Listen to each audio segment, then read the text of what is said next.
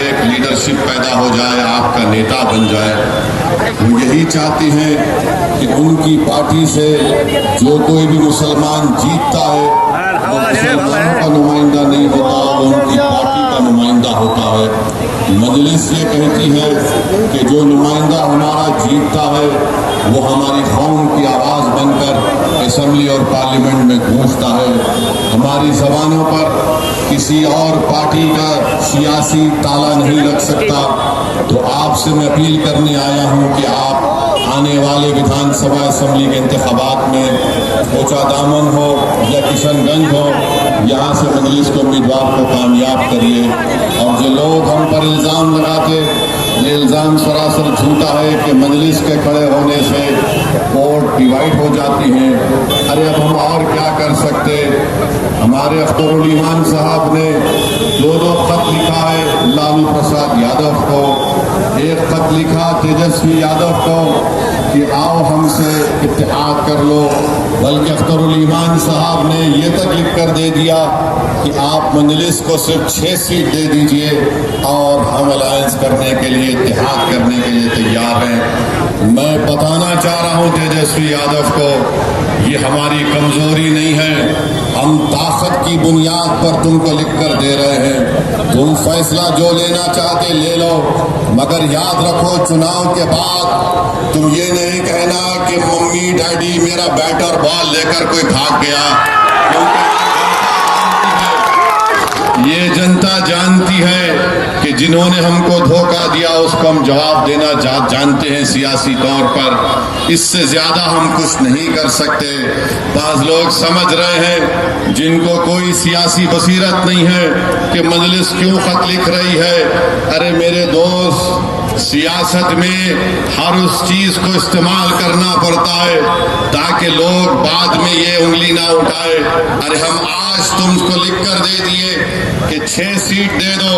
अगर तुमको इख्तिदार या सत्ता मिलती है तो अख्तरुल ईमान या तौसीफ आलम को या फिर हमारे यहाँ पर जितने नुमाइंदे कामयाब हुए उनको कोई मंत्री की जरूरत नहीं है। हमने सिर्फ एक ही बात कहा कि अगर तुमको सत्ता मिलती है तो बीजेपी को रोको और सीमांचल के इंसाफ के लिए तुम सीमांचल डेवलपमेंट काउंसिल बनाओ, ताकि यहाँ पर जो बारिश होती है, सैलाब आ जाता है, यहाँ के नौजवानों का मुस्तकबिल अच्छा हो। यहाँ पर स्कूल में या क्लासरूम हो, यहाँ पर नौजवानों को रोजगार मिले, यहाँ पर किसानों को उनकी फसल पर बराबर उसकी कीमत मिले।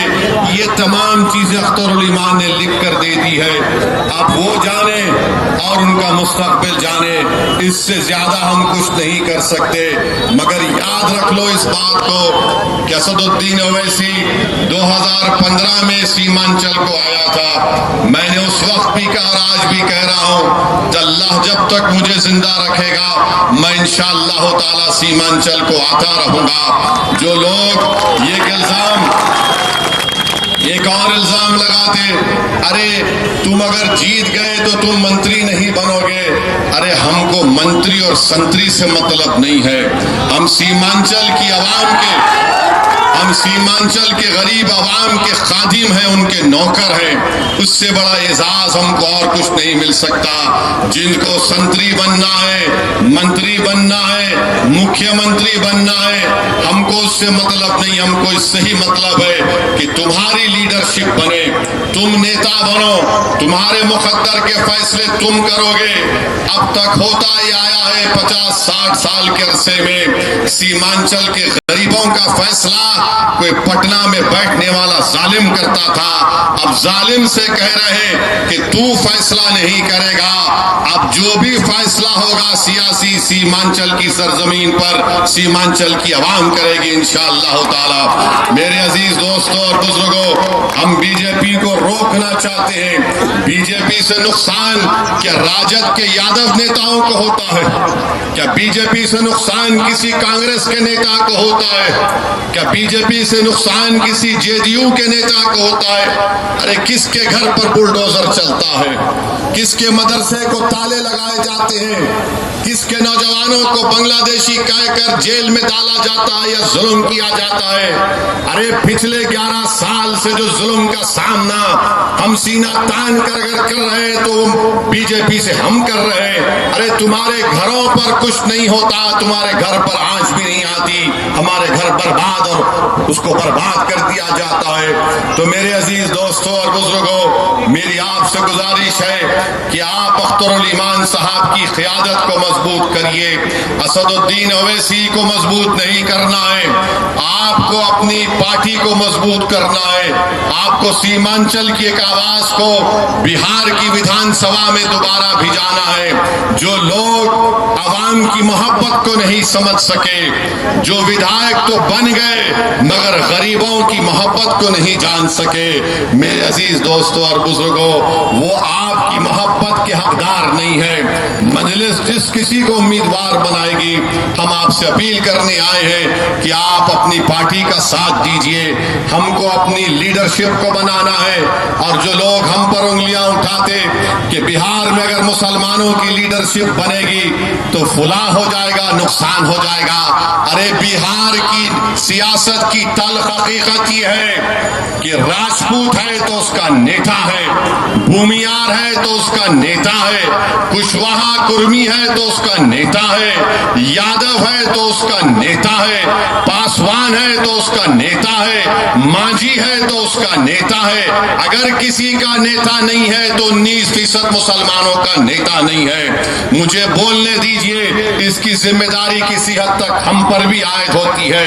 आज हम आपसे कहने आए हैं कि नेता आपको बनना है, ओवैसी को बनना नहीं है। लीडर आपको बनना है ताकि आप अपने मुकद्दर के फैसले करेंगे। ये मजलिस आपसे बोलने के लिए आई है। ये हमको पिछले 25-30 साल से एक अफीम दे देकर हमको बेहोश कर दिया गया, हमको खामोश कर दिया गया कि नहीं बीजेपी को हराना है। अरे जब से बिहार बना, क्या कभी किसी मुसलमान ने किसी फिरका परस्त पार्टी का या फिर किसी फिरका परस्त लीडर का वो साथ दिया? नहीं दिया।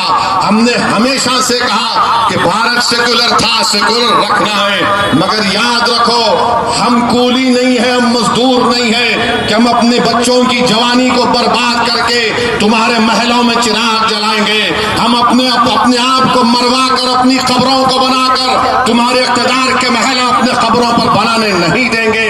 अब नौजवान बेदार हो चुका है, हमको अपने महल को तामीर करना है, हमको अपने ख्वाबों को पूरा करना है। तो मेरी आपसे गुजारिश है कि आइए इस इंसाफ के कारवां को मजबूत करिए।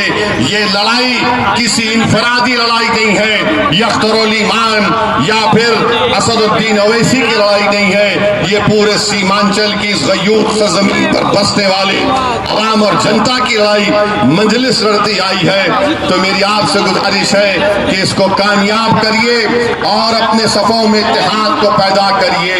अपने इत्तेहाद की ताकत और क़ुव्वत के बलबूते पर हम देश के प्रधानमंत्री मोदी को एक पैगाम देना चाह रहे हैं कि तुमने जो वफ़ का कानून बनाया वो वफ़ को बचाने के लिए नहीं, मस्जिदों को छीनने के लिए तुमने कानून बनाया। तुमने कब्रिस्तानों को छीनने के लिए कानून बनाया, तुमने ईदगाहों को छीनने के लिए कानून बनाया, तुमने वफ़ को खत्म करने के लिए कानून बनाया। मगर याद रखो, जो अल्लाह के घर को छीनना चाहते हैं, जो हमारी ईदगाहों को छीनना चाहते हैं, इंशाअल्लाह ताला तुम अपने नापाक मंसूबों में कामयाब नहीं होगे। तुम इंशाअल्लाह ताला शिकस्त खाओगे। नाकामी तुम्हारे मुकद्दर में लिखी जा चुकी है। इंशाअल्लाह ताला जब तक दुनिया कायम रहेगी, मस्जिदों में हम जाकर सजदा करेंगे ताकि सजदा हमारे अल्लाह के सामने उसकी रबूबियत का इजहार भी होगा और हमारी वतन अजीज से मोहब्बत का इकरार भी होगा। तुम मस्जिदों को छीन नहीं पाओगे।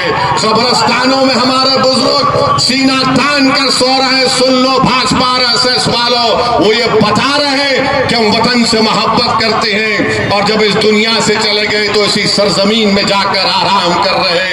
हम बताना चाह रहे हैं उन तमाम लोगों को, ये वफ़ इसका मालिक अल्लाह है, इसका मालिक कोई भाजपा आरएसएस या जेडीयू का नेता नहीं हो सकता। जो चीज अल्लाह की है अल्लाह उसकी हिफाजत करेगा और अल्लाह के बंदे उसकी हिफाजत के लिए आगे बढ़कर उसकी हिफाजत करते रहेंगे। मजलिस का साथ दीजिए, आपकी आवाज को मजबूत करिए। बहुत बहुत शुक्रिया। अस्सलाम वालेकुम।